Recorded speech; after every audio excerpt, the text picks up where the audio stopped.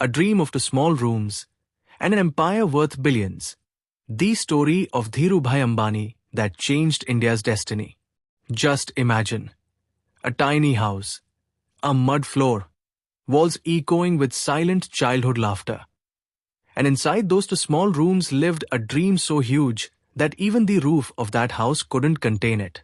Imagine that boy who used to stare at the ceiling at night and wonder, is my life limited to just these two rooms? Is my story supposed to end here? Or is this only the beginning? The world outside was massive, but he had no money, no privilege. Nothing except one thing, unyielding determination. Determination to defeat poverty. Determination to write his own future. And determination to prove that the tallest mountains bow only before those who dare to climb them. That boy's name was Dhirubhai Ambani. 20th December 1932. A small village named Chorwad in Gujarat's Saurashtra region. This is where a child was born into a very ordinary family. A child who would later redefine India's economic history. His father, Hirachand Ambani, was a school teacher. Honest, disciplined, but with a limited income that could barely support the family's needs. A two-room house, scarce resources, and a big family. This is where Dhirubhai's real life began. There was a shortage of money in that house, but not of character. There were no luxuries, but there were strong values. And very early in life, Dhirubhai realized one harsh truth. Poverty doesn't just take away comfort, it takes away dignity. That very realization ignited a fire inside him. Even in school, he was unlike ordinary children. While studying at Bahadur Kanji High School in Junagadh, he didn't just study. He was observing the world, understanding the system. It was the era of independence. Politics was stirring hearts. And Dhirubhai was deeply influenced by it too. He became the secretary of the Junagadh Students' Union. That's where he practically began to understand power, systems, rules, and loopholes. Once, the police imposed a ban on a political speech. The rule said, no speech allowed.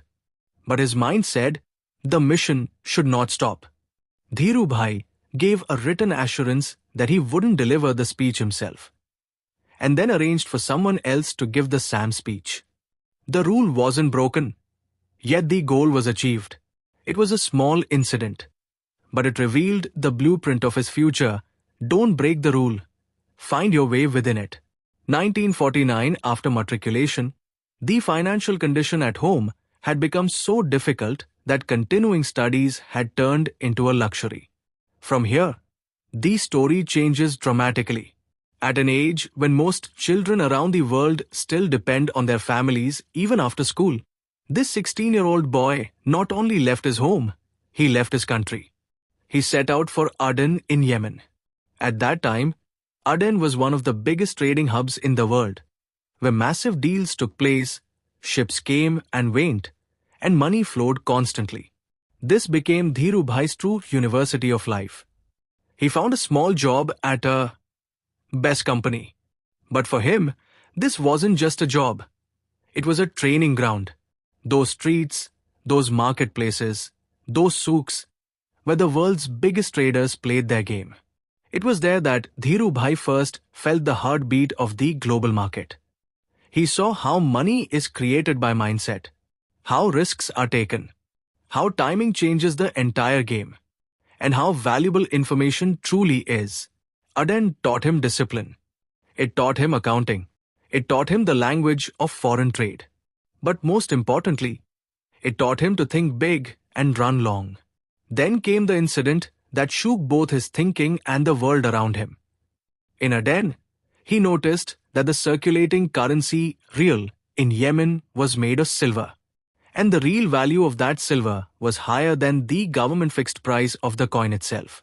While the world was simply treating that coin as currency, Dhirubhai saw an opportunity in it. He bought coins from the market, got them melted, and sold the silver. This continued for several months, before the government finally changed the law. But by then, he had already earned lakhs. This wasn't a shortcut. This wasn't theft. This wasn't some grey market trick. This was pure intelligence, market reading, risk understanding, timing mastery. This was what would become Dhirubhai's true identity. But Aden didn't just teach him how to make money. It taught him how to pause, how to wait, how to strategize. Around him were people who would spend recklessly the moment they saw money. But Dhirubhai lived a simple life. He kept his expenses low. He built capital. And he etched one lesson deep into his mind: the greed to get rich quickly is the most dangerous trap. If you want to win the long race, patience is the biggest investment. A few years later, he made the decision that changed India's future. He returned to India not with huge capital, but with enormous understanding. He believed that before jumping into big industries, it was important to understand the market. So he started with trading. He began importing and exporting spices and yarn. That era of India was not easy. It was the time of the license Raj. Every task needed a file. Every file needed a department. Every department needed approval. And every approval was like dealing with a live snake. The system that people feared, Dhirubhai studied carefully. Where others collided with bureaucracy, Dhirubhai learned to walk alongside it. His greatest skill was this: read the rule book, understand the loopholes, and then create a winning path within those very rules. He wasn't afraid of powerful chairs. He talked to people. He built trust. He built relationships. And he did all this not for manipulation, but to build his dream. He had clarity. He had vision. And most importantly, he had no option to stop. Trading gave him three things: confidence, capital, and courage. He saw that India was changing rapidly. The population was growing. The middle class was rising. Demand was increasing. And within this demand, he saw a reality: India needed clothes. And the future belonged to polyester. That very thought slowly laid the foundation of Reliance. After returning to India, his formula was simple: small steps, clear thinking, and planning for a big destination. He never believed in overnight miracles. He believed in foundations. He laid every brick firmly. And then came the day when Reliance was no longer just a company. It became a national revolution. Reliance didn't just build a business empire. Reliance connected the middle class to the stock market. Reliance empowered retail investors. Reliance proved that India is not just a market. It can become a manufacturing powerhouse. His vision was: don't think small, think big.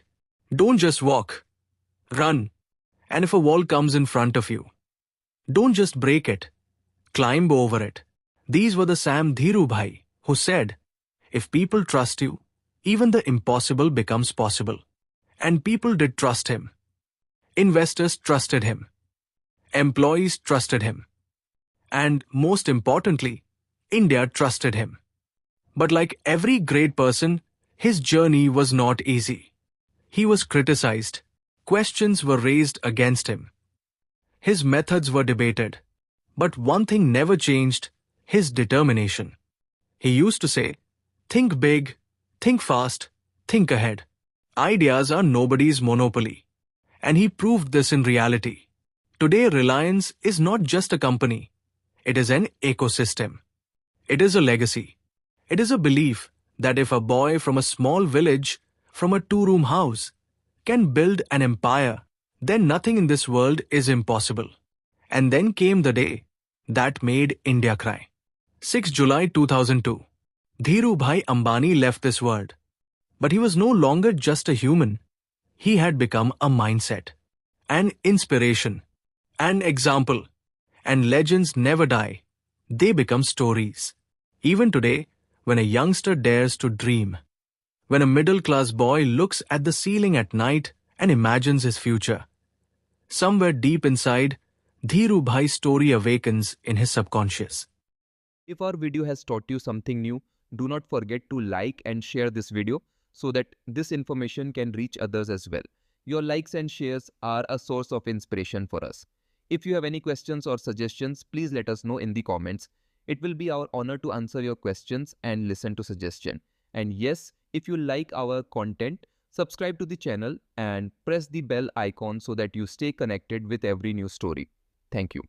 GRT Business YouTube channel sources: news from various news agencies, opinion polls, and other public sources. We try to ensure that every report and summary is accurate and verified, but we are not responsible for any dispute or error. Our aim is only to provide you with accurate information.